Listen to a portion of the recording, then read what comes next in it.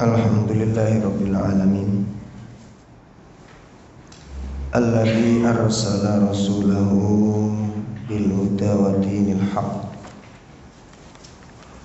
liyudhhirahu 'ala dini kulli walau karihal musyrikun. Asyhadu an la ilaha illallah wahdahu la syarikalah wa asyhadu anna Muhammadan abduhu wa rasuluh. Ya ayyuhalladzina amanu taqullaha haqqa tuqatih wa la tamutunna illa wa antum muslimun. Ya ayyuhalladzina amanu taqullaha wa qulu qawlan sadida yuslih lakum a'malakum wa yaghfir lakum dhunubakum wa man yuti'illaha wa rasulahu faqad faza fawzan 'azima. I'lamu anna asdaqal hadits kitabullah wa khairal hadi hadi Muhammadin sallallahu alaihi wasallam wa syarrul umur muhdatsatuha wa kullu muhdatsatin bid'ah wa kullu bid'atin dhalalah wa kullu dhalalatin finnar.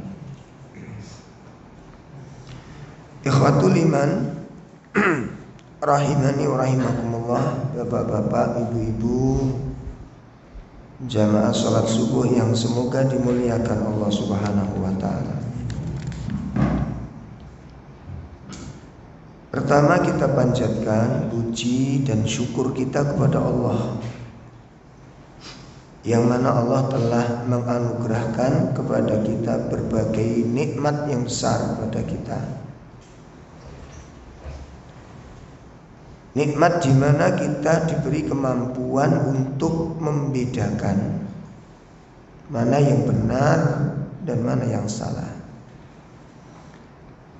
Nikmat di mana Allah memberikan rasa cinta kepada hati kita ini kepada ilmu. Nikmat di mana Allah memberikan kepada hati kita cinta kepada ketaatan. Sehingga dengan nikmat di mana kita cinta kepada kebaikan, kita bisa merasakan lezatnya ketaatan, mengalahkan kelezatan yang lain.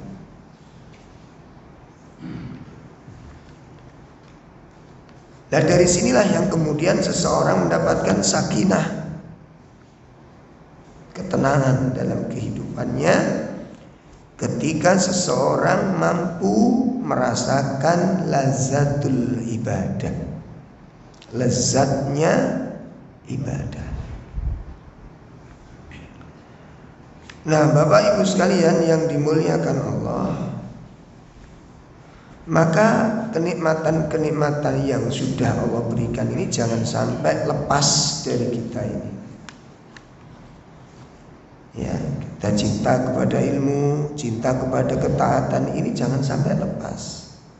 Karena satu saat rasa ini hilang dari diri kita nggak bisa merasakan apa-apa. Ini namanya corona dalam agama. Kenapa corona dalam agama? Orang tidak bisa merasakan sesuatu. Kelangan ketaatan yo gak sumpek, ngelakoni elek ya gak sumpek. Ini menunjukkan apa? Hatinya sudah mati rasa. Dan kalau sudah mati rasa itu tanda-tanda apa? Kena corona. Nah, iya kan? Iya, hatinya itu tanda-tanda sakitnya hati. Oleh karena itu salah satu sarana untuk menjaga stabilnya itu semua adalah thalabul ilm. Dengan mencari ilmu, perkara-perkara tersebut itu akan dijaga oleh Allah Ta'ala. Jadi orang tua bisa mendapatkan istiqomah itu butuh perjuangan. Gak istiqomah itu mak gedebuk Allah berikan kepada hati kita. Tidak butuh apa? Perjuangan. Butuh pengorbanan. Butuh pengorbanan. Ada sesuatu yang harus dikorbankan. Gitu loh. Istiqomah tidak mungkin bisa kita dapat, tidak mungkin bisa diraih seseorang tanpa adanya perjuangan dan tanpa adanya sebuah pengorbanan. Tidak dapat. Istiqomah itu berat, Pak. Banyak dalam agama itu sing berat-berat itu ada 3. Ya, ibadah dalam agama ini yang paling berat itu ada 3. Yang pertama al-ikhlas. Ini tingkat yang paling tinggi beratnya ini. Tingkat yang paling tinggi, tingkat yang paling utama dari sisi beratnya agama ini, ikhlas. Yang kedua apa? As-sabr, kesabaran. Sabar itu berat. Kalau misalnya ngaji-ngaji saya ngamuan kok. Ya, kita kadang ngaji-ngaji sabar ini pas ngajinya tuh nih. Coba pas di lapangan ada kasus-kasus. Ada problem-problem, nampak sekali diri kita ini bahwa kita ngaji itu belum betul-betul belum berhasil. Terujinya kapan? Pada saat ada masalah. Ya, makanya diinget-inget kalau ngaji. Ya, ini perkara yang paling berat. Sabar di dalam mentaati Allah, sabar dalam menjauhi larangan, sabar di dalam menghadapi ujian-ujian. Kita sering gagal di situ. Nah, bang, teman-teman yang pada ngaji ini kena masalah iku luwih serem timbang gak ngaji kok. Lho niki fakta lho niki. Omongannya lebih tajam lagi daripada orang-orang yang enggak ngaji. Hati-hati makanya. Ya. Ini yang kedua. Yang ketiga apa perkara yang paling berat dalam agama itu? Istiqomah. Istiqomah itu berat, Pak. Tidak gampang istiqomah. Butuh kegigihan dalam hati, butuh azam. Napa azam itu? Tekad yang kuat. Tidak tekad nggak bisa istiqomah. Ya syukur-syukuran ya mumut sampean, mumut. Nggak bisa, butuh istiqomah. Dan agama Allah tuntut gitu. Untuk bisa mencapai istiqomah. Orang bisa mencapai kematian husnul khotimah, kematian terindah itu salah satunya apa? Memegang erat sikap istiqomah. Makanya Allah Subhanahu wa taala sebutkan di sana, ya ayyuhalladzina amanu taqullaha haqqa tuqatih wa la tamutunna illa wa antum muslimun. Itu istiqomah nih. Nah, mudah-mudahan melalui kajian-kajian kita ya dengan keikhlasannya, dengan keridhoannya, mudah-mudahan mengantarkan kepada kita, kepada seorang mukmin yang benar-benar keimanannya dan menjadi orang yang bertakwa dengan benar-benar ketakwaannya. Bapak Ibu sekalian yang dimuliakan Allah, dalam kesempatan pagi ini kita akan merenungkan sebuah hadis Nabi SAW. Ya, di mana hadis ini diriwayatkan oleh Imam At-Tirmidzi dari sahabat Abu Dzar dan juga diriwayatkan oleh sahabat Mu'adz bin Jabal. Rasulullah SAW bersabda, ittaqillaha haitsuma kunta wa atbi'is sayyi'ata alhasanata tamhuha wa khaliqin nas bi khuluqin hasan. Di dalam nasihat ini Rasulullah menjelaskan, mewasiatkan kepada sahabat Abu Dzar itu dengan 3 wasiat. Ya, dengan 3 wasiat. Apa wasiat Rasulullah tersebut? Yang pertama, ittaqillah haitsuma kunta. Bertakwalah kamu kepada Allah dimanapun kamu berada. Ini yang pertama. Yang kedua, ikutilah perbuatan yang buruk itu dengan perbuatan yang baik. Ya, ikutilah perbuatan yang buruk itu dengan perbuatan yang baik. Karena perbuatan yang baik yang tadi kamu lakukan itu bisa menghapus keburukan yang tadi kamu kerjakan.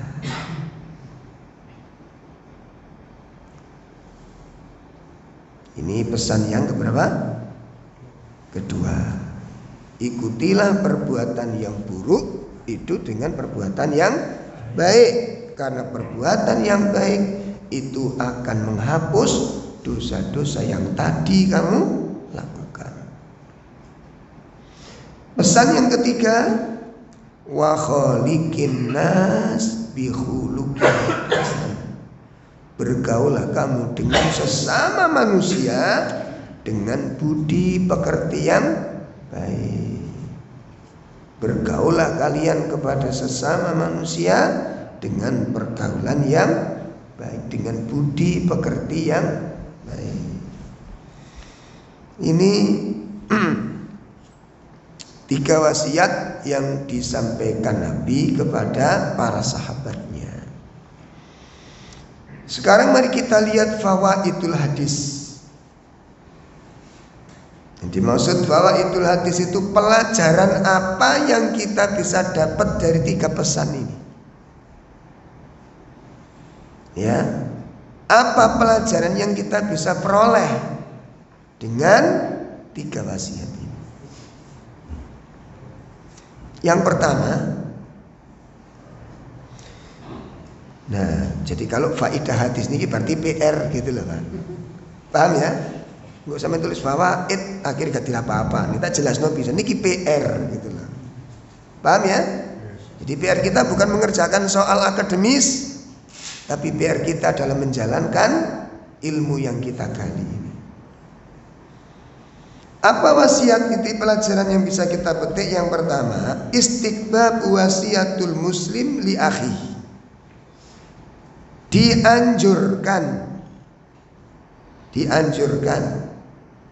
seorang muslim untuk saling memberikan nasihat kepada sesama saudara muslimnya.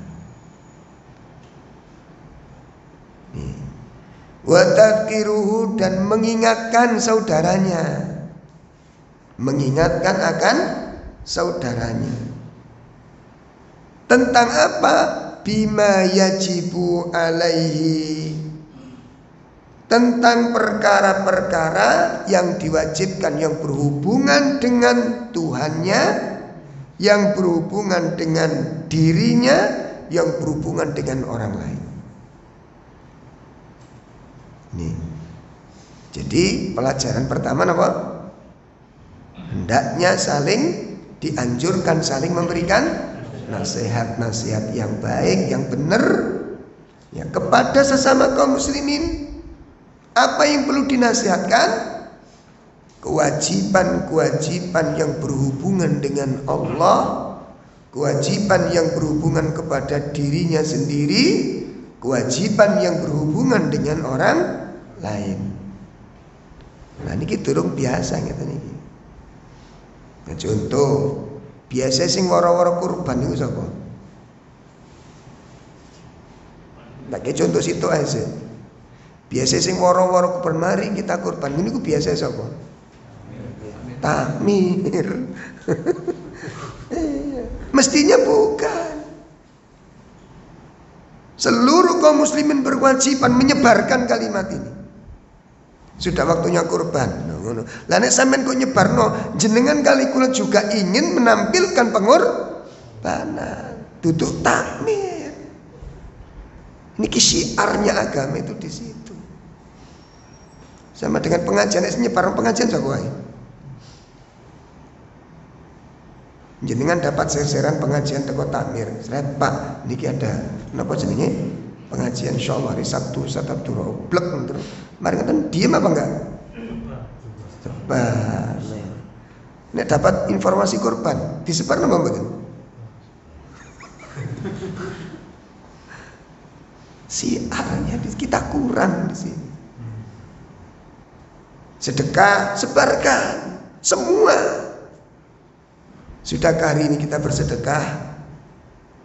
Jangan remehkan sedekah. Ini kan nasihat-nasihat yang baik. Nah, kalau jenengan menyebarkan nasihat tentang sedekah sebelum menyebarkan nasihat itu, pripun? Lo jenengan sedekah dhisik, ngono lho. Gue esuk sampean sebarkan waktunya zikir pagi petang, jangan lupa waktunya duha. Terus perbanyak sedekah, sampean sik rembes. Ini kan nggak pas. Ya. Ini yang kurang. Ini yang kurang. Jujur Pak, ini kurang. Sudahkah hari ini kita baca Al-Quran? Nanti yang lain, sudahkah kita mendoakan saudara yang lain? Sudahkah kita menziarahi teman-teman yang duafa? Coba ini kalau disebarkan. Mengkula mbek sampean share-sharane kucing angop di-share ngoten. Dadi sing kurang-kurang manfaat itu yang lebih kita suka di-share daripada mensiarkan apa ini? Nasihat. Makanya sahabat-sahabat dulu itu sering Pak berkunjung ke rumah teman, pagi-pagi longgar mampir ke rumah teman, datang ke rumah orang-orang yang lain. Jadi ringan dirinya untuk mendatangi dan menziarahi saudara itu ringan. Dan tujuannya apa? Untuk menyampaikan sebuah nasihat. Begitu loh. Mengkula mbak sampean datang ke rumah teman, ke rumah sahabat, ke rumah ikhwan itu ngenteni siji undangan kematian. Nomor loro nek gak undangan akeh kok, nek gak loro itu baru berkunjung kita. Setelah selain itu jarang sekali kita membiasakan diri untuk berkunjung. Padahal ketika seorang muslim mengunjungi karena cintanya dia karena Allah, itu memiliki keistimewaan yang sangat luar biasa. Nah, kula mbak sampean kurang biasa gitu. Ayo dibudayakan seperti ini. Kurang, dan ini kewajiban seorang muslim. Bukan sesuatu yang sederhana. Bukan sesuatu yang sederhana. Sampai Nabi itu pernah menyebutkan, dinukilkan di dalam kitabnya Syekh Abdullah Azim tentang 40 karakter yang dicintai oleh Allah Subhanahu wa taala. Ya, tentang 40 karakter yang dicintai oleh Allah. Nabi menyebutkan para syuhada, ada sekelompok manusia ketika nanti dimuliakan Allah Subhanahu wa taala, dengan kemuliaannya itu membuat cemburu. Masya Allah. Siapa yang cemburu ini? Para nabi dan orang-orang syahid cemburu dengan orang-orang ini. Karena kemuliaan yang Allah berikan. Allah berikan dia tempat duduk dari mimbar-mimbar yang terbuat dari cahaya. Dan dia diberi pakaian dengan pakaian yang penuh dengan cahaya. Dan wajahnya diberi cahaya oleh Allah Ta'ala. Sampai kedudukan ini membuat para nabi, bukan main-main, bukan para nabi, cemburu dengan dia. Ingin mendapatkan kedudukan itu. Lalu sahabat-sahabat nanya, ya Rasulullah, siapa mereka ini? Ini kehebatannya para sahabat itu kalau ngelihat amal utama itu langsung ingin tahu apa? Caranya oleh sing koyo ngono iku piye ngono lho. Ini siapa mereka kok begitu mulia sampai para nabi, orang-orang syahid cemburu dengan dia itu. Apa kata Nabi? Mereka itu adalah orang-orang yang mencintai saudaranya karena Allah dan mengunjunginya karena Allah.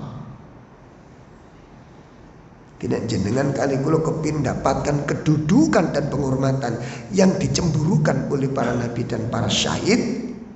miliki sifat ini. Jenengan kali kula pun biasa napa dereng ngoten. Biasanya kalau berkunjung itu rata-rata Pak ono manfaat yang didapat. Mbu butuh tenaga, mbu butuh utang-utangan. Itu biasanya manusia. Datang ke rumah orang itu biasanya mesti ada sebuah kebutuhan. Bukan murni karena saya mencintai dia karena Allah. Langit ini bukan budaya. Ya, makanya kita jangan cuma disibukkan ngaji mawon. Ada waktu untuk ini. Ziarah ke kerabat, ziarah ke sahabat, itu harus ada. Salah dan dosa kalau kita nggak melakukannya. Tolong dijamkan. Jangan dikira mau ngaji terus bangga aku seminggu full pas ngaji plus. Terus haknya saudaramu mana? Hak itu dilakukan apa boleh ditinggalkan apa enggak Pak? Haknya orang lain boleh nggak ditinggalkan? Berarti ada kewajiban yang belum kita tunaikan. Haknya tetangga kapan kita kasihkan?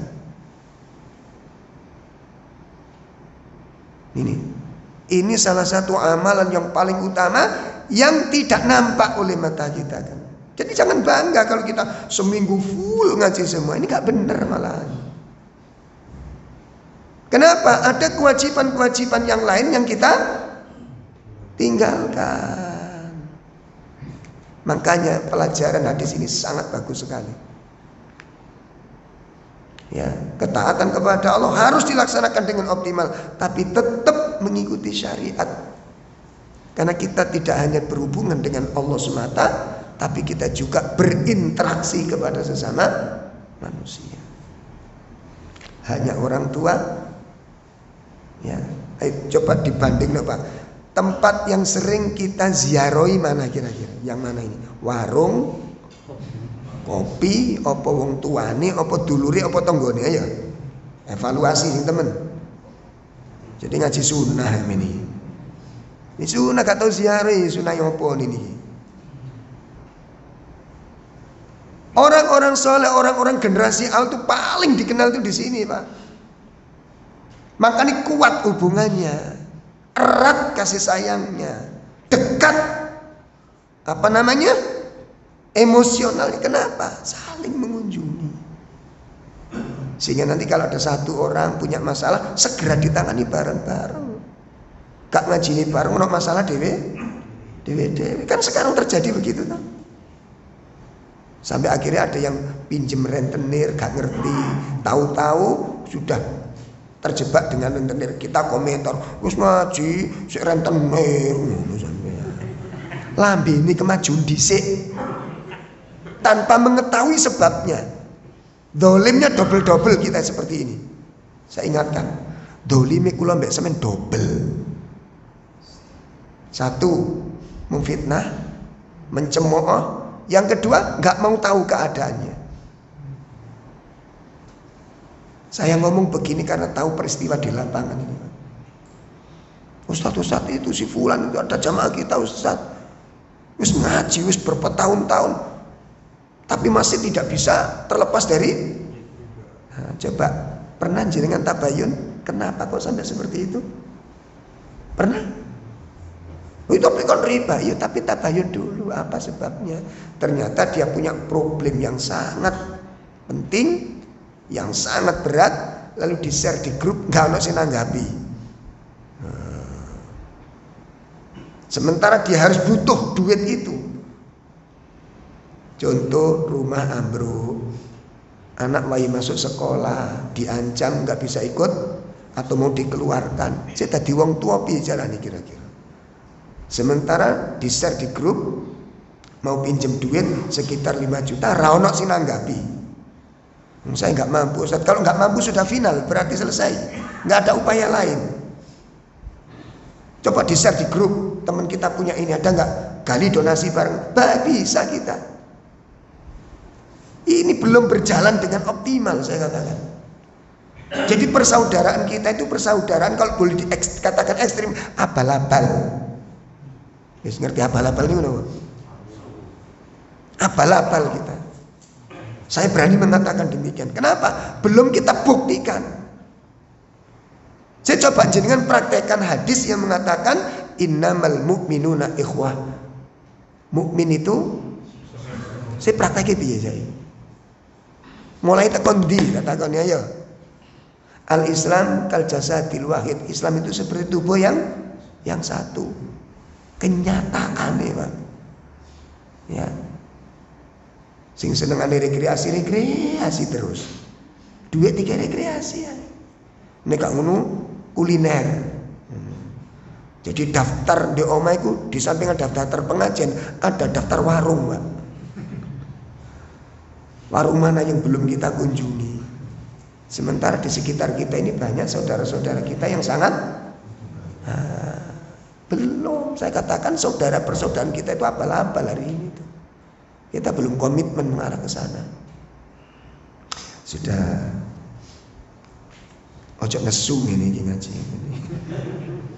Ini gak disetreng ini sama gak sadar-sadar soalnya. Ini persoalan yang paling menentukan dalam kekuatan jamaah ini, Pak. Nggih saestu. Dan kita belum ada manajemen menuju ke sana. Belum ada manajemen menuju ke sana. Contoh beberapa kasus teman-teman kita yang suaminya meninggal, istri dan anak-anaknya sapa sing ngurusi? Sampeyan krungu rondone tok.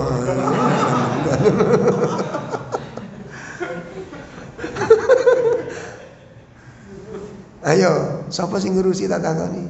Ada yang peduli si fulan siapa yang ngurusi anaknya sekarang sekolah di mana, nasibnya bagaimana, kalau mondok di mana, siapa sing bayari? Ada yang mikir ke sana? Abal-abal, saya katakan abal-abal. Ndak serius kita ngaji sunnah itu. Ndak serius. Paham ya? Karena saya temukan kasus-kasus di lapangan, Pak. Saya di lapangan soal tahu persis. Teman-teman ini sampai ada satu pengurus di sebuah yayasan. Ini istrinya ustadz loh. Saya tanya yayasannya, Pak, istrinya ustadz itu nggak tahu. Ini yayasan nih. Apa sindik ini ngono tak ketagi sampean. Jangan sampai ada istrinya jamaah suaminya meninggal terus nggak tahu nasibnya keluarganya. Dolim sampean kali kula. Paham ini, Pak ya? Tolong pengajian ini dijadikan sebagai sarana keluarga besar kita. Masjid kita jadikan ikatan untuk membentuk keluarga besar kita. Harus saling terikat, saling ada informasi. Nah ini sampai terlonta-lonta, sampai pindah-pindah rumah, kali kontrak angel katanya, apa sampai kali kalau gak dolim, gak dosa kita. Menelantarkan anak-anak itu saudara kita sendiri, teman-teman ngaji sendiri, anak yatimnya gak keurus. Awas, aku gak muring-muring sampean enggak. Tapi ini pelajaran penting yang kita lupakan dalam kajian ini. Wajib, betul bagus ngaji itu. Tapi buahnya mana? Ngono lho, Pak.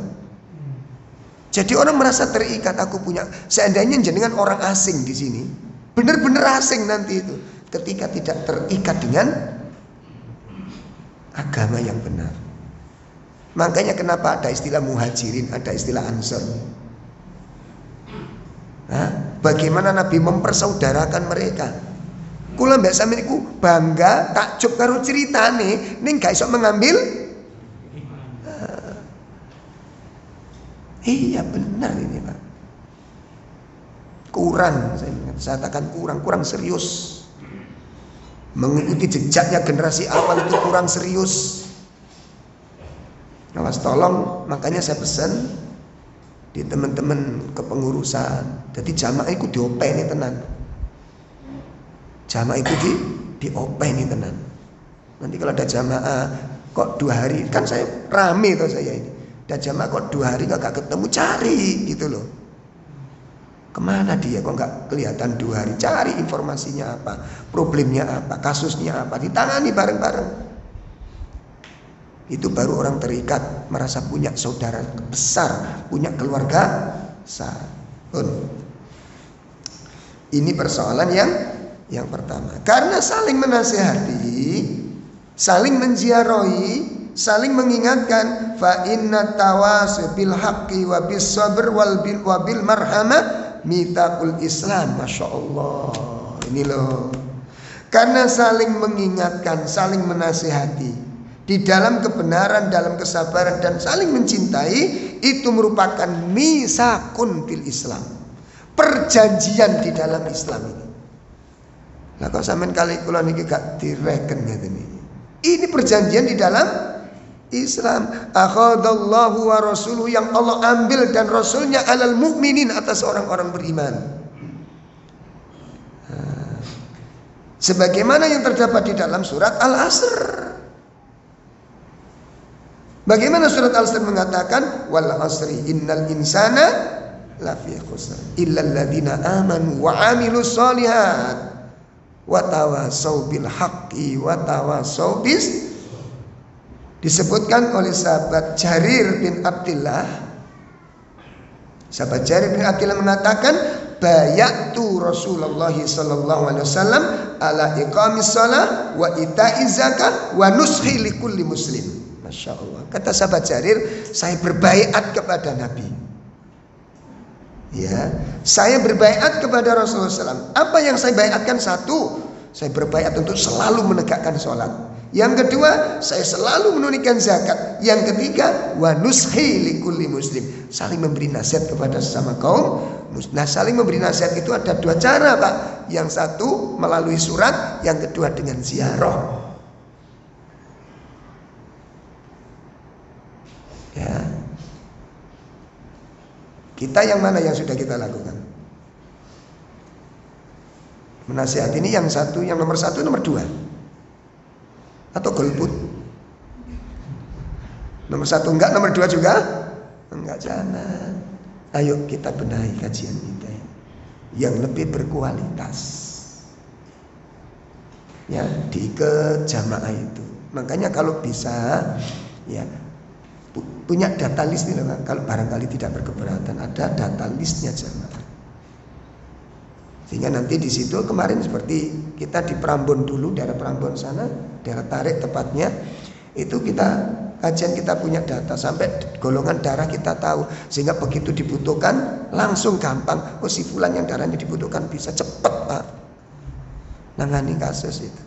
Dan kalau satu hari aja nggak lihat, langsung dicari. Ada teman-teman, ayo cari ini siapa yang paling dekat rumahnya, dilihat. Itu komunikasinya hidup. Nggak sampai kadang-kadang opname petang dino gak ono sing ro lah, ono pernah terjadi apa enggak? Loh, kok karo ngono sampean? Oh ya petang dino Mas, itu saking tawaduke sampean kali itu. Astagfirullah. Enggak, kurang. Makanya saya itu sebenarnya ada beban ganjelan di hati itu besar Pak saya. Saya coba sampaikan ke beberapa asatid, saya turun respon yang serius. Karena memang kita butuh waktu, butuh tenaga, butuh pikiran, butuh semuanya untuk memperhatikan masalah ini. Urusan jamaah ini kuat Pak, ribet, dan tidak ada tempat penampungannya. Kita kewalahan, makanya kadang-kadang jadi protes, Ustadz WA saya kok nggak dibales-bales, tak dolek sing di numpuk Pak Kibai. Banyak. Lah tempat penampungan seperti ini kita sangat kurang. Problem-problem yang dihadapi jamaah kita itu apa? Sendirian mboten ngatasi, Pak, mboten ngatasi. Demi Allah mboten ngatasi. Dan saya merasa bersalah begini. Ya, coba kalau seorang ustadz ini ceramah apa kan? Ayo Joko istiqomah. Baik ngono dak? Bagaimana jamaah itu istiqomah? Saged dipaham niki nggih? Nah, ini pelajaran yang pertama. Ya, kecintaan kepada saudaranya ditanamkan, dihidupkan. Kepedulian istrinya diajak peduli dengan demikian. Diajari istrinya.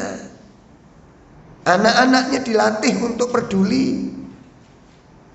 Diajak ke rumah teman-teman yang duafa, diajak ke teman-teman yang fakir, diajak kerabat-kerabatnya yang miskin, dikenalkan dan bagaimana sikap kita pada mereka. Ojo dijak nang warung ya anak ini. Akhirnya nggak peduli dengan lingkungan, dia sibuk dengan perutnya sendiri. Sangat dipahami ini? Tolong itu dipahami betul, tolong, minta tolong. Makanya Islam ini gak marat-marit kata sama kini. 80% tapi marat-marit gak karu-karuan. Kenapa? Karena kita tidak saling mencintai sesama kaum muslimin. Nah ini poin penting yang perlu kita camkan baik-baik. Ini pelajaran yang pertama. Pelajaran yang kedua, ya, hadal hadis ini ya dulu menunjukkan anna ta'ammala fil Islam talatah. Ya, hadis ini menunjukkan bahwa ta'amul di dalam Islam, ta'amul itu bermuamalahnya di dalam Islam itu ada 3 macam. Sebagaimana tidak dijelaskan oleh Syekh Shalih Fauzan di dalam kitabnya Ta'amul Ma'an Nas. Bagaimana seorang muslim bergaul dengan sesama manusia. Niku beliau menyebutkan ta'amul. Ad-dinu huwa ta'amul. Agama itu adalah muamalah. Lah muamalah itu dibagi menjadi 3. Yang pertama ta'amul ma'allah, berinteraksi dengan Allah. Nah ini bagaimana berinteraksi dengan Allah. Yang kedua ta'amul ma'an nafsihi, bergaul dengan dirinya sendiri. Bagaimana seseorang memperlakukan dirinya sendiri. Ya, ada yang merawatnya, ada yang menjaganya, ada yang merusak dirinya sendiri. Jelas ya? Yang ketiga ta'amul ma'an nas, berinteraksi dengan sesama manusia. Mana dalil yang menunjukkan hadisnya Nabi tadi yang disebutkan? Yang pertama, bertakwalah kamu kepada Allah. Ini ta'amul, bermuamalah dengan siapa? Dengan Allah. Bermuamalah dengan diri sendiri bagaimana? Ikutilah perbuat yang baik dengan perbuatan yang buruk dengan perbuatan yang, nanti ada bagaimana sikap seorang muslim kepada dirinya sendiri. Nanti ada lanjutannya. Kemudian yang ketiga apa? Bergaul dengan manusia, ta'amul dengan manusia. Wa khaliqin nas bi khuluqin. Nah, dalil ini yang diangkat oleh Syekh Shalih Fauzan menunjukkan bahwa muamalah di dalam Islam itu ada 3. Berarti seorang muslim yang benar ketakwaan dan keimanannya adalah yang menyempurnakan 3 muamalah ini. Gak cuma sibuk beribadah dirinya kepada Allah dan tidak memperdulikan dengan lingkungan. Ini Islam dan imannya cacat. Sampun? Jadi nek wonten wong Islam niku sibuk dirinya ngaji, sholat, bagus, bukan jelek. Tapi cacat imannya. Ya, cacat Islamnya. Karena ibadahnya manusia bukan hanya kepada Allah. Tapi ibadahnya manusia juga berkaitan dengan dirinya sendiri dan juga berkaitan dengan sesama manusia. Nah, ini pelajaran yang kedua. Jadi kita tidak boleh hanya disibukkan dengan sholat tahajudnya luar biasa, puasanya luar biasa, zikirnya luar biasa. Makanya saya sampaikan ke teman-teman yang ada beberapa teman-teman yang gak metu-metu ke masjid, Pak. Masjid pokoknya. Masjid yang paling tempat utama Ustaz. Bener. Ya, tapi tetangga punya hak apa enggak? Punya tangga apa enggak? Punya. Istrimu punya hak apa enggak? Punya. Lah nek sampean kok di masjid terus istrimu bagaimana? Saya titipkan kepada Allah. Loh. Ini enggak benar. Lah nek istrimu kok cuci-cuci mbek ngedusi sapa sing ngurusi? Titipno Allah pisan. Salah. Yang ingatkan anak-anak, yang didik anak-anak, yang mendampingi mereka siapa? Kalau jenengan terus ada di dalam masjid. Bukan tidak boleh, tapi bagaimana hak dengan yang bahkan ada hadis Nabi, Masya Allah. Ketika Nabi ditanya amal apa yang paling dicintai oleh Allah, salah satu yang ditunjukkan Nabi apa? Membantu menyelesaikan hajatnya seorang muslim. Salah satu amal yang paling apa? dicintai oleh Allah. Nabi menyebutkan membantu menyelesaikan hajatnya seorang muslim. Sampai Nabi bersumpah, demi Allah, kalau seandainya aku punya kesempatan berjalan mendampingi saudaraku muslim untuk menunaikan kebutuhannya, perhatikan Pak Hadis, kalau seandainya aku memiliki kesempatan berjalan mendampingi saudaraku muslim dalam rangka untuk menyelesaikan kebutuhannya, lebih aku cintai, kata Nabi, daripada iktikaf di Masjid Nabawi selama 1 bulan penuh. Bukan Masjid Nurul Huda, bukan. Iktikafnya di mana? Di Masjid Nabawi 1 bulan. Membantu saudaraku muslim berjalan, membantu urusan-urusannya sampai selesai, kata Nabi, lebih aku cintai daripada iktikaf 1 bulan penuh di Masjid Nabawi. Jangan dikira jenengan di situ kemudian umur. Betul memang amal utama, tapi keutamaannya itu kan untuk diri Anda sendiri. Jelas ini Pak? Sampai ada seorang ustadz itu ditawari umroh berkali-kali dengan itu. Enggak. Ustadz yang lain coba, yang lain belum. Saya udah berkali-kali. Enggak bagus kalau terlalu sering umroh itu. Ya, betul bagus. Saya tanya ustadz, sebenarnya itu kan keutamaan, umroh itu kan keutamaan, kenapa enggak berangkat itu? Saya sudah berkali-kali ustadz, sudah berkali-kali. Dan memberi kesempatan ustadz-ustadz yang lain. Satu. Yang kedua, kalau saya umroh, keutamaannya untuk siapa? Untuk diri sendiri. Kalau saya di rumah itu banyak manfaat untuk orang lain. Ada teman-teman sharing, ada teman-teman punya masalah, ada kerabat-kerabat, itu senang saya di rumah itu. Karena manfaatnya untuk banyak orang.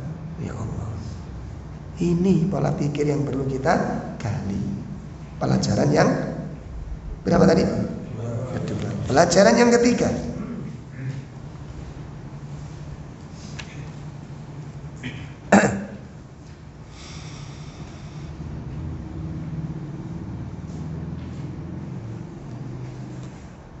Hadhil hadits yadullu ala himmatit taqwa.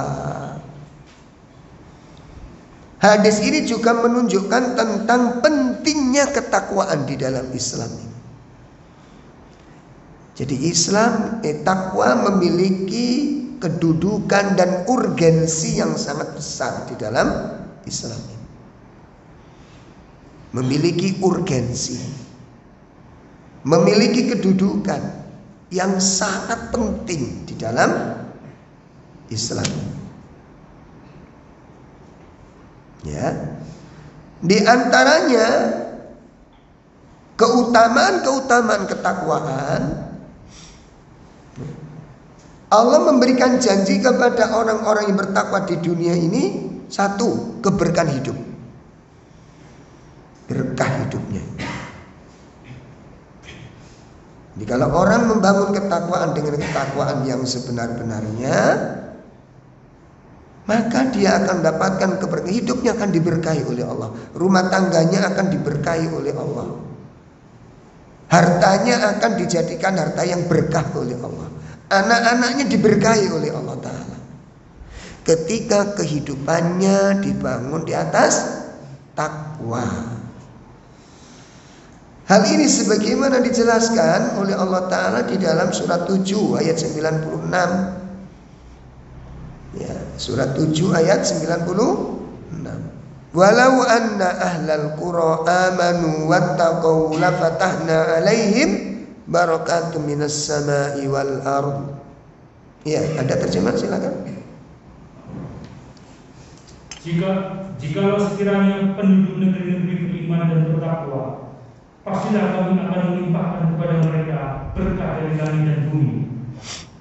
Tetapi mereka mendustakan ayat kami, maka kami siksa mereka disebabkan perbuatannya. Nah, nih.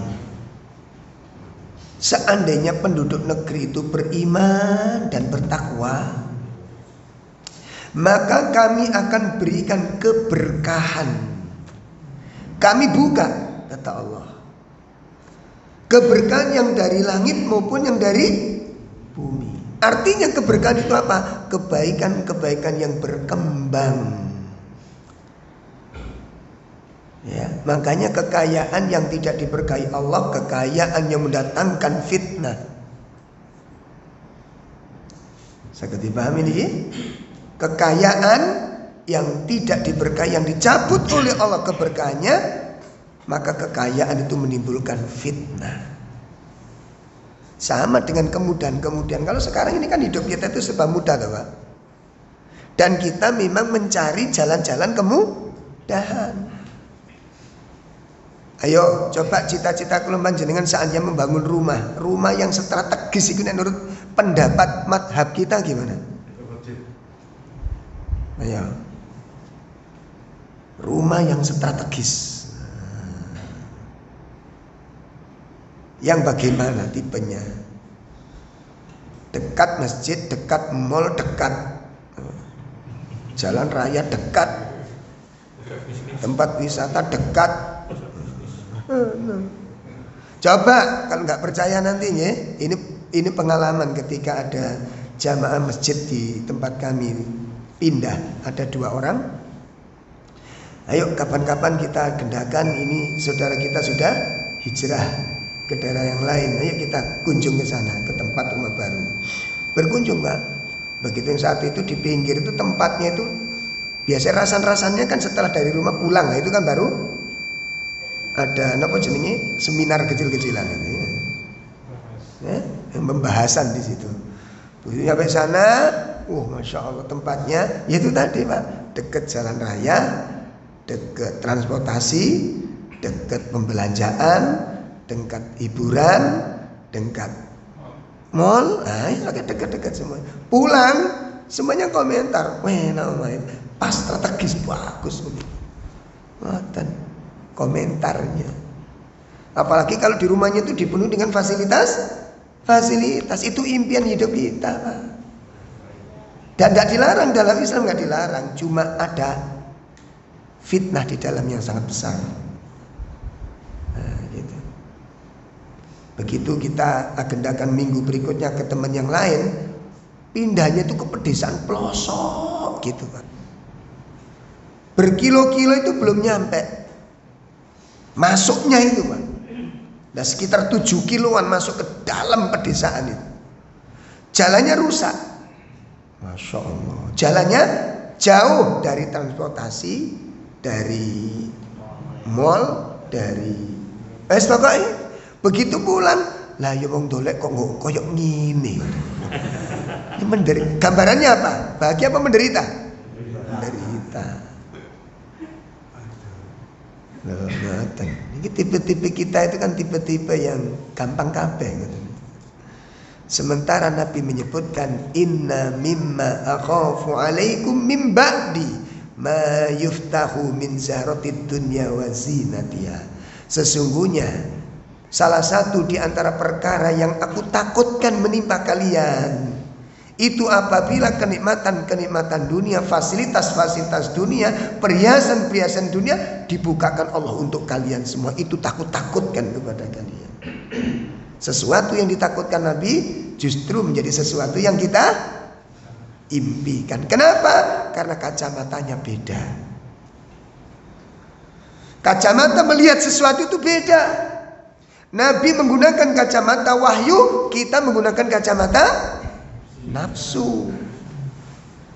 Sehingga karena kita menggunakan kacamata nafsu, gak mampu melihat efek samping yang berbahaya.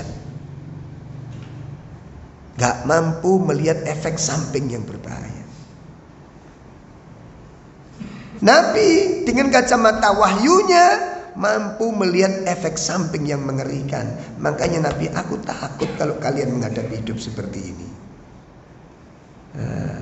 Sama nanti kalau kita mengambil mantu, Pak. Mantu niku omahe niku ndanok fasilitasé. Lah anak sing pertama rumahnya itu penuh dengan ayo sing dibanggakno sing ndi. Kita mulai penceng sih garenya niku. Pasti berbeda sikap dengan mantunya, jelas beda sudah. Awas sing wis ngaji-ngaji niki. Ditotot dilurus nanti nih sing temen. Allah menempatkan Nabi Ibrahim dengan putranya di tempat yang bagaimana? Kenapa? Untuk menggembleng mentalnya. Jadi anak-anak sosok yang tangguh. Itu. Yang tangguh. Yang siap menghadapi ujian-ujian. Nah, nek kula mbek sampeyan niku hidup di zona aman, Pak. Lemah mentalnya. Nggak kerasa gitu. Banyak yang hilang dari mental diri kita ini. Satu, apa Pak? Hilangnya kesabaran. Sampeyan kali kula dadi wong gak sabaran saya kira-kira. Coba macet titik, antri titik, resah gak karu-karuan, ingin berobos saya ngono. Nggih mboten? Hilang kesabaran sudah. Makanya kalau matur, nek ngaji ini ketok sabar gitu. Ketok sabar. Saya kita takon ini. Umpama sampeyan iki ngurus surat utawa apa sajalah. Mbu servis, mbu apa, antri oleh nomor selawe. Kesarapan kok tengah-tengah sore kok baru selesai itu. Nah, terus ada temen jenengan yang kerja di situ, ngerti jenengan. Nomor pinten Pak De? Selawe Mas. Saya tak goreng ning jadi karep dhisik. Seneng apa sumpek? Seneng apa sumpek? Udah selesai. Ini sampean mencela caci maki pemerintah itu bagaimana sifatnya sampean elek ngono lho. Sampeyan gak sok bayangno perasaan wong sing antri yang mendahului jenengan tadi itu. Iso ngrasakno? Karena jenengan egois, gak sok ngrasakno mangkane. Paham ya? Mana egoisnya? Saya coba, saiki sampean antri mulai esuk, terus ana wong teko ning ngereni, terus digarap dhisik perasaane sampean piye? Selesai sudah. Berapa kali kita menyakiti dan bikin mangkel orang lain tanpa sadar itu. Dan itu senang kita menikmati hidup modelnya ini. Nonton lho Pak. Jelas ya. Makanya orang yang biasa hidup zona aman, hilang kesabarannya. Dari mana kita ngelihatnya Pak? Nah, contohnya ngeten. Orang kalau hidup di rumahnya itu serba ada. AC tiap hari. Sehingga tidur itu merasa apa? Pertanyaan ini, AC ini kenapa dilarang?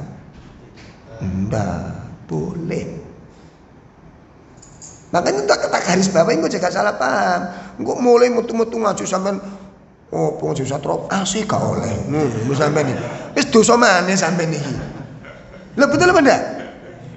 Apa saya mengatakan dilarang? Apa Nabi mengatakan dilarang? Enggak. Cuma Nabi apa? Mengkhawatirkan. Kenapa kok Nabi khawatir? Ada bahaya yang kamu gak sadar. Nonton lho Pak, bahaya napa ngene ku mau. Nek jenengan kali kula sudah terbiasa hidup di zona aman, ya, wis nyaman sembarang kalir ke, wis kondisinya wis pas lah gitu. Tiba-tiba ada trouble, listrik mati. Listrik mati. Jam 1 malam listrik mati. Sudah mulai berubah ini. Betul? Udara nggak seger seperti tidur wala-walik ongkep wis. Mulai apa? Meneng apa muni? Meneng apa muni? Ngoceh. Gak muni ngoceh. Ngeremeng, berkeluh kesah, meratap, merintih, sambatan. Betapa lemahnya mental kita. Lemah kita. Begitu 1 jam gak nyala-nyala Pak, menderita semakin. Menderita dia. 2 jam tiba-tiba nyala. Muni apa? Mati maneh. Menderita. Ada tak peristiwa begitu? Iya, kok suwe apalagi air tinggal sedikit. Jenengan gak pernah merasakan kekurangan-kekurangan semacam ini. Makanya jenengan tidak bisa merasakan, tidak bisa menghadirkan syukur karena hidupnya sudah dilimpahi kenikmatan. Orang yang habis makan gula tidak bisa merasakan nikmatnya manisnya madu. Ngerti arah pembicaraan saya? Hah? Sampai mari ngombe madu, mangan gula, gak kerasa legi Pak. Kok gak enak gula? Kenapa? Karena hidup Anda selalu pindah dari satu arah ke arah dengan tempat yang sama. Ya, nggak bisa. Makanya orang-orang seperti ini biasanya ziarahnya pun Berkunjungnya pun ke teman-teman yang sejalan dengan dirinya, yang ekonominya sama. Sebab kalau kita datang ke rumahnya orang miskin, longgo tok iku menderita sampean. Coba jenengan duduk 1 jam di rumahnya orang miskin, dikasih makanan ala kadarnya mereka, yakin tersiksa sampean. Kok ngene tok. Iya, coba jenengan diundang temen pengajian yang wah rumahnya itu komuni, wah undangan apa jenenge iki, walimahan utawa apa syukuran ditaruh di hotel satu misal. Nah teman sing sitok nyewa pos kamling. Kalau sewa pos kamling damel acara apa nih akikuan karena rumahnya dekat pos kamling rada ombo. Pak De kalau nyelang pos kamling damel nggih mboten napa-napa mun sampean sewa kajengnya gedhong ya gak duwe Pak De. Wis nyewa pos kamling. Teko niku wis gak patek semangat, paling-paling ayam goreng. Bayangannya itu bukan semangatnya, bukan lagi semangat syariah, bukan mendatangkan pahala menyenangkan, bukan lagi sudah. Standarnya adalah urusan makanan. Ayo dievaluasi perasaan-perasaan yang nyelempit yang selama ini tuh tidak pernah kita rasakan. Saya dipahami ya Pak? Saya minta maaf kalau agak streng pagi ini, gemes. Terus terang gemes saya.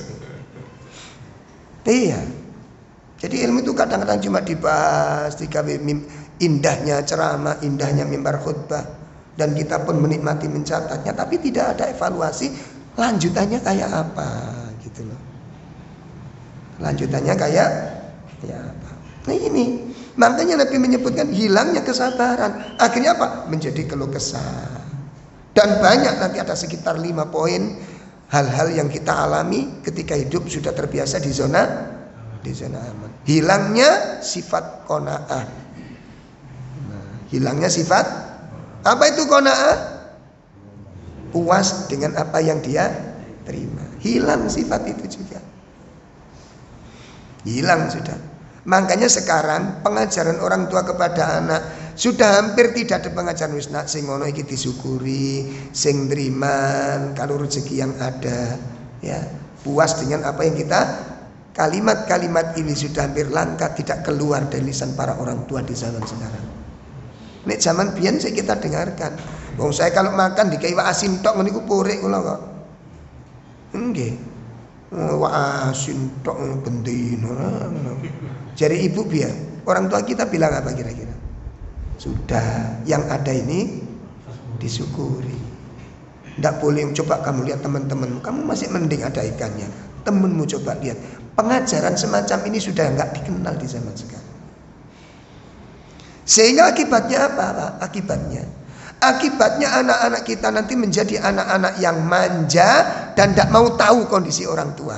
Kenapa? Karena sudah terbiasa kita manjakan mulai sejak kecil. Sehingga nanti pada usia dewasa bentuk manjanya ini nggak hilang Pak. Kepingin sepeda motor kudu dituruti, gak dituruti al-minggat. Ya pora ngamuk pore gak mulai, iku ilmune. Kenapa? Siapa yang ngajari demikian? Kita yang mendidik mulai kecil sudah salah. Yang lebih mengerikan, tolong para orang tua ini, kita ngajari yang gak benar dan akhlak yang tercela. Apa itu Pak? Apa yang dimiliki oleh anak tetangga, anak saya harus punya. Itu cara yang sadis yang Anda ajarkan kepada anak-anak Anda. Sing gak terima gak apa-apa. Tapi itu tercela.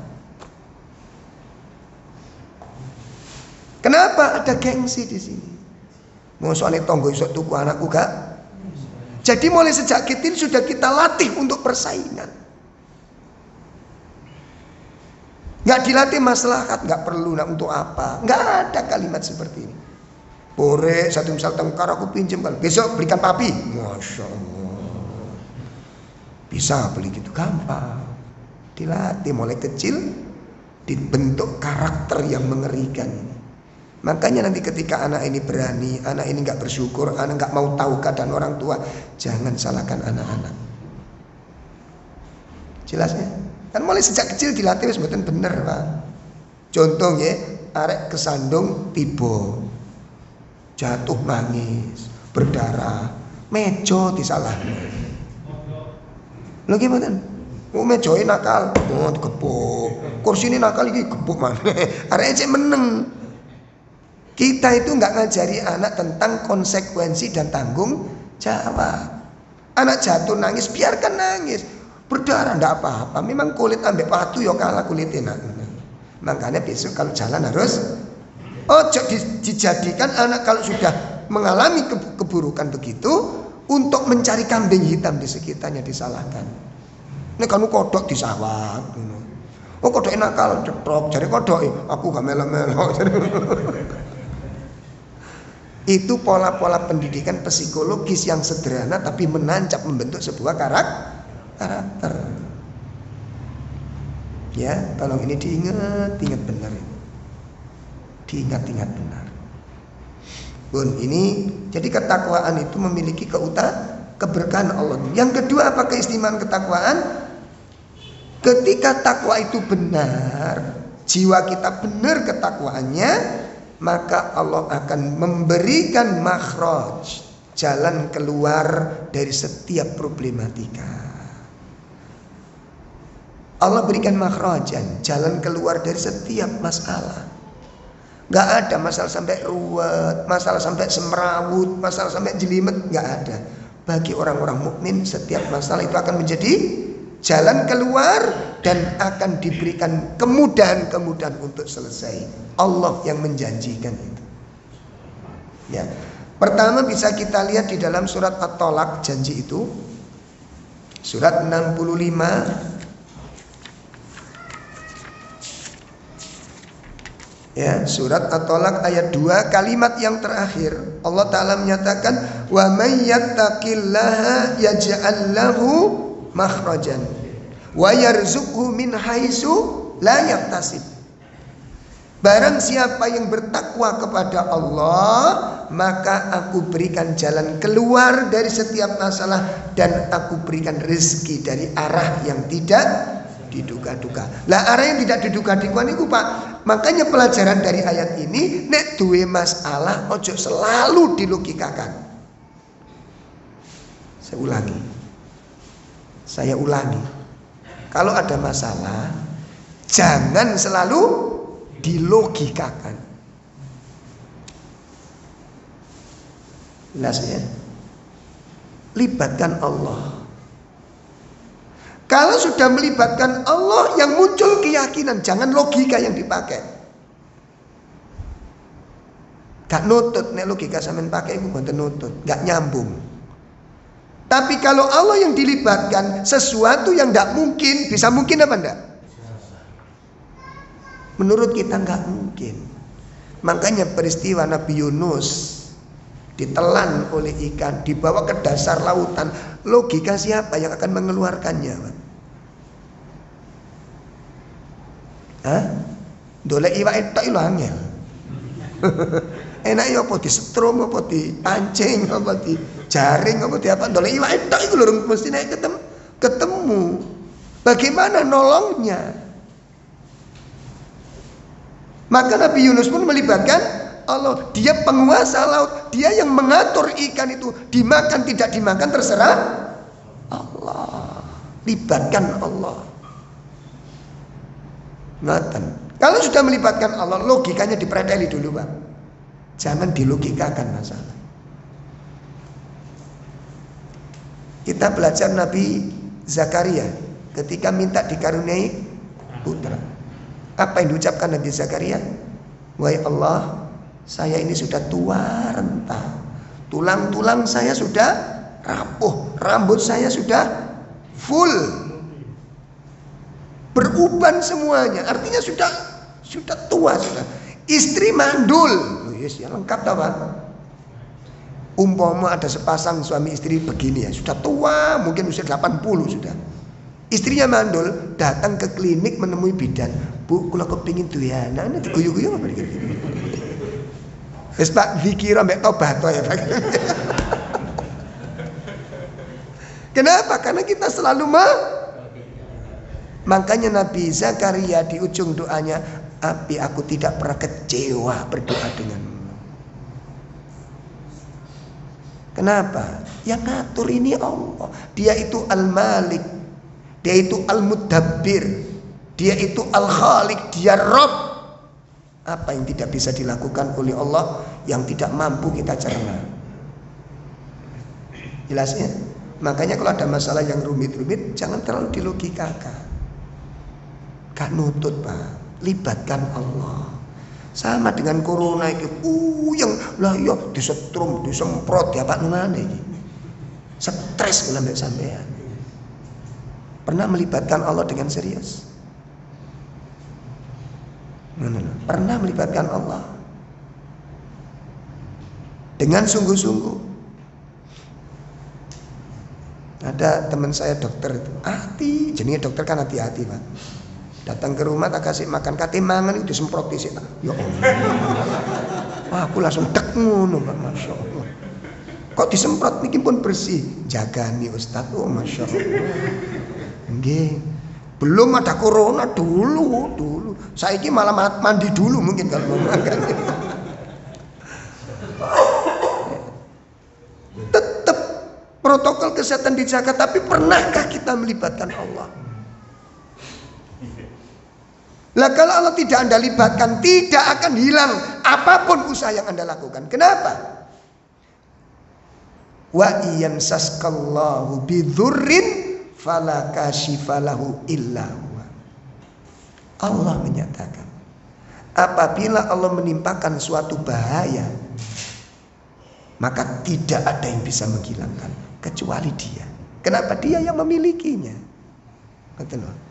Makanya contohnya sampai pas metu duwe tonggo, duwe kiri galak, cukup, ojo melayu, celukun sing duwe. Bu kiri sampean, nek sampai sing duwe kutuk kiri iku. Sampean malah oh tambah joko. Ngerti maksudnya? Ngerti sampean? Lah corona iku koyok kiri ngono. Sampean melayu tambah diuber, sampean gusak tambah dijogoki. Sing aman piye? Celukun sing duwe. Ngono lho. Wis, paham? Ojo digo metu ngene iki. Ono kere.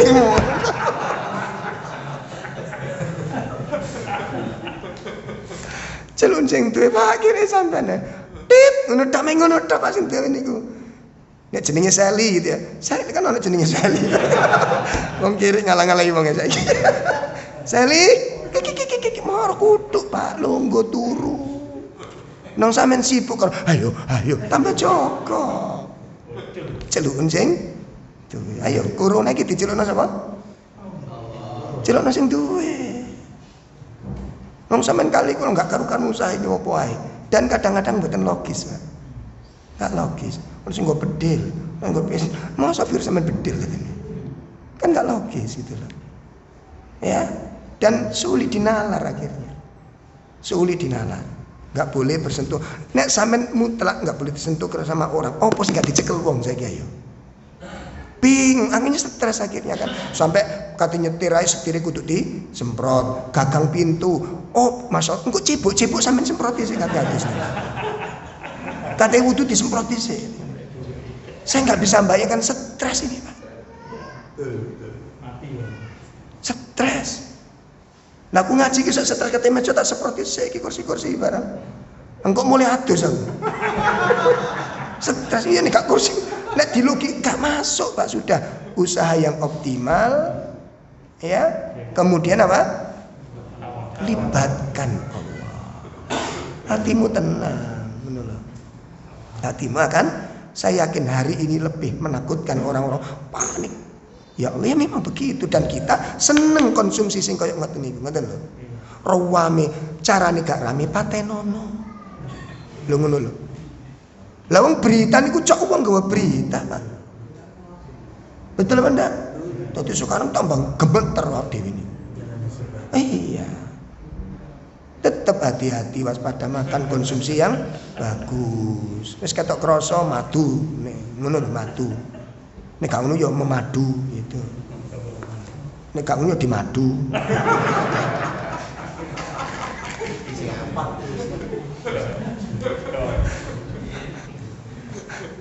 Aku sehat. Wah. Suara sampean ditenger bojo sampean. Sapa sih?